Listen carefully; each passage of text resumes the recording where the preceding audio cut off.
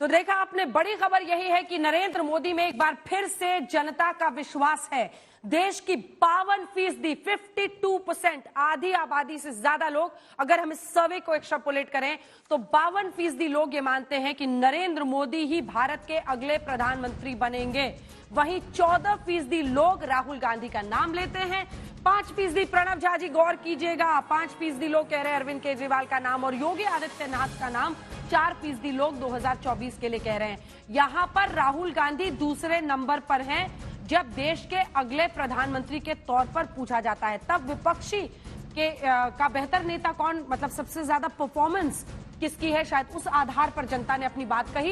लेकिन यहां पर जब बात होती है अगला पीएम कौन, तो नंबर 2 पर राहुल गांधी ही हैं। ये वाला आंकड़ा ठीक मानते हैं आप? पूछूंगी आपसे। लेकिन जो अगली बड़ी जानकारी इस सर्वे के जरिए आई है, हमने बीजेपी में पीएम मोदी का उत्तराधिकारी कौन होगा ये सवाल जब जनता से पूछा तो सबसे ज्यादा 26% लोगों ने अमित शाह का नाम लिया, 25% ने योगी आदित्यनाथ का, बहुत करीब हैं, नितिन गडकरी का नाम 16% लोगों ने लिया और राजनाथ सिंह जी का नाम 6% लोगों ने लिया है। नरेंद्र मोदी और राहुल गांधी में बेहतर पीएम उम्मीदवार कौन?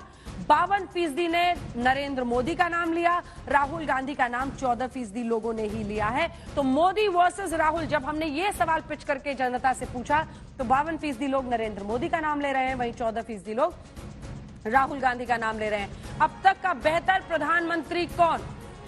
जब हमने बेस्ट पीएम एवर का सवाल जनता से पूछा तो बेस्ट पीएम एवर में जनता की राय थी 47%, मतलब 47% लोग प्रधानमंत्री नरेंद्र मोदी को अब तक का सबसे बेहतरीन प्रधानमंत्री मानते हैं, 16% लोग अटल बिहारी वाजपेयी को, 12% लोग इंदिरा गांधी का नाम लेते हैं, 8% लोग मनमोहन सिंह का और 4% लोग जवाहरलाल नेहरू का नाम लेते हैं। सबसे अच्छा मुख्यमंत्री, बेहतर मुख्यमंत्री कौन? जब ये सवाल हमने पूछा तो योगी आदित्यनाथ अब बहुत आगे निकल चुके हैं और 39% लोगों ने योगी आदित्यनाथ का नाम लिया है।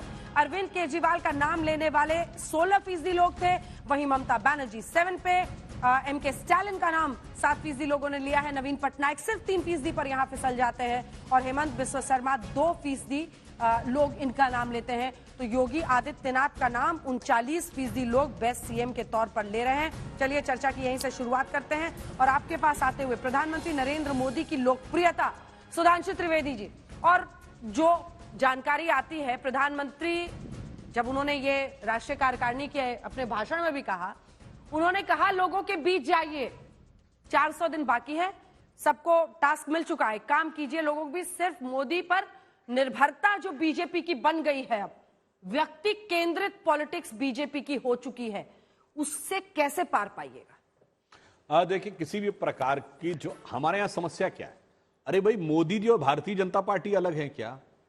वह व्यक्ति जिन्होंने अपने जीवन के शुरू में ही घर परिवार छोड़कर सब कुछ संगठन विचारधारा के लिए समर्पित कर दिया, जिसका संबंध संगठन और विचार के साथ असंपृक्त यानी इनसेपरेबल है, उसको आप सेपरेट करने का प्रयास करते हैं, कोई बात नहीं। परंतु मोदी जी तो हमेशा, नारा क्या लगता है, भारत माता की जय, वंदे मातरम, यानी हम तो उसी विचार के लिए कमिटेड हैं। हाँ, मगर एक पॉइंट जरूर आप देखिए, आपने दिखाया कि मोदी जी को 52% लोग चाहते हैं। भारतीय जनता पार्टी का वोट आप कितना दिखाया आपने? 39% और एनडीए का 43%। इसका मतलब मोदी जी एक पुलिंग फैक्टर है, यानी मोदी जी की लोकप्रियता, मोदी जी को प्रधानमंत्री देखने वाले लोग, भाजपा की सरकार बनाना चाहने वाले लोग और एनडीए की सरकार बनाने वाले लोगों से काफी ज्यादा हैं। इसका मतलब उनकी लोकप्रियता बचा क्या है अब?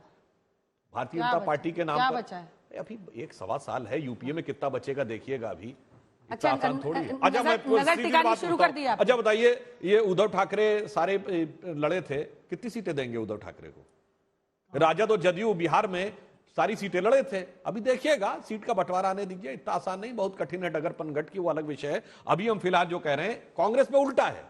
देखिए, कांग्रेस का वोट 22%, आप बता रहे हैं यूपीए का वोट 29% और राहुल गांधी का 14%। इसका अर्थ क्या हुआ कि अगर वो राहुल का चेहरा आगे रखते हैं तो वो डाउनवर्ड स्लाइड की तरफ ले जाता है, मोदी जी का चेहरा आगे रखते हैं तो वो अपवर्ड साइड की तरफ ले जाता है। इस आधार पर मैं कह रहा हूं कि जो रिजल्ट आएगा उसमें इससे कहीं बड़ा अंतर नजर आएगा। जो आपके सर्वे का पैमाना आप राहुल गांधी को बना रहे हैं, वो आपके एसेट बन गए। मैं तो कह रहा हूं ना, इनसे पूछिए क्या ये कांग्रेस का नेतृत्व राहुल के अलावा किसी को देने को तैयार है? ये तय है ना, जैसे हमारा तय है। आपने 52% कहा, 4% योगी जी का दिखाया गया, भाई उसमें 4% ऐड कर लिए 56% है, क्योंकि हमारे यहाँ कोई संशय नहीं है, इनके यहाँ भी कोई संशय नहीं है। नहीं, खड़गे जी ने तो दे दिया कांग्रेस का भाई।